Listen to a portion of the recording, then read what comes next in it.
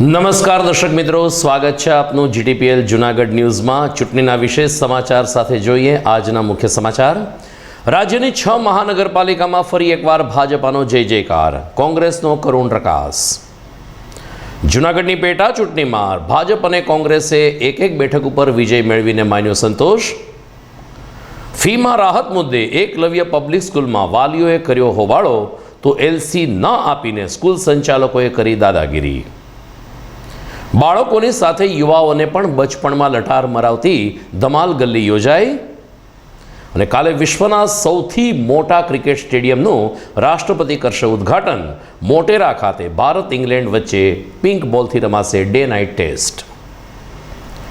આ તમામ સમાચાર વિસ્તારથી જોઈએ તે પહેલાં લઈએ એક બ્રેક.